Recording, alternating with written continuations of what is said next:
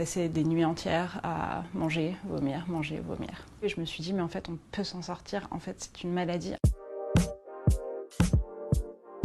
Alors la boulimie, d'abord c'est une maladie qui fait partie des addictions et donc en fait ça passe par deux phases. Une phase anorexique où on est en restriction, on a une obsession sur la maigreur et une phase plus boulimique, hyperphagique où on n'arrive plus à s'arrêter de manger. C'est toujours suivi d'une compensation, donc soit vomissement, soit laxatif, soit sport à outrance, soit jeûne.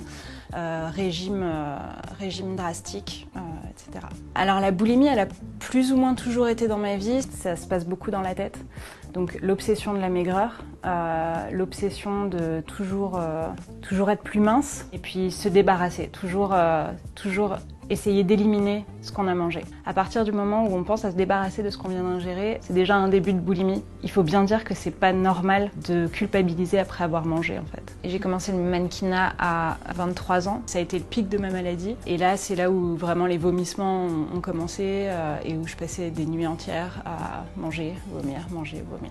Il ne faut pas oublier aussi que c'est une maladie mortelle. Il peut y avoir des arrêts cardiaques, le système digestif peut être complètement détraqué, les dents commencent à bouger, on perd ses cheveux. Quand on est dans une phase très maigre, on a froid tout le temps. On a une pilosité qui est hyper développée parce que le corps essaye de se réchauffer. On ne meurt pas directement de la boulimie, on meurt des séquelles de la boulimie. Moi, quand j'ai commencé à voir les symptômes type les dents qui bougent, ça m'a fait peur, mais ma première pensée, ça restait quand même qu'il fallait que je me débarrasse quand même de cette nourriture que je venais de manger. Ils ont toujours su que j'avais un problème avec la nourriture. Ils ne savaient pas exactement quoi. Le jour où je leur ai dit voilà, je suis boulimique, en fait ça a été un soulagement pour eux parce qu'ils se sont dit ah enfin. Ils comprennent pourquoi je m'éclipsais à tous les dîners de Noël, pourquoi j'inventais des excuses pas possibles pour pas aller au restaurant. Ils sont beaucoup plus bienveillants et c'est un soulagement en fait. L'élément déclencheur, ça a été une crise très très puissante où j'avais passé la nuit à manger, vomir et j'avais mal partout. Physiquement, j'étais épuisée et psychologiquement, enfin, je n'en pouvais plus en fait. J'étais vraiment arrivée au bout de mes limites et du coup, j'ai trouvé des groupes de parole.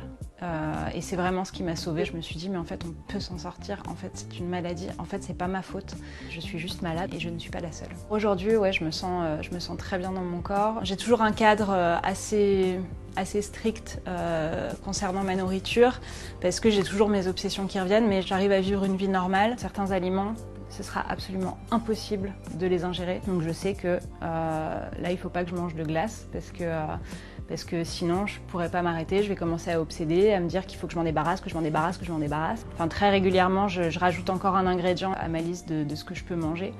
Et donc ça va que en s'améliorant et puis après les obsessions s'en vont toutes seules en fait au fur et à mesure que je me soigne. Je veux que la société comprenne bien que de faire un régime c'est pas normal, que de vouloir perdre du poids c'est pas normal. Le but c'est juste de manger sain, de manger sainement et d'apporter à son corps tout ce dont il a besoin, de se faire plaisir mais sans obséder en fait sur le résultat de ce que la nourriture aura fait sur le corps. Il faut rétablir un rapport sain avec la nourriture, vraiment remettre au cœur de la vie les valeurs et pas la forme du corps. Que ce soit plus un projet de vie d'être mince.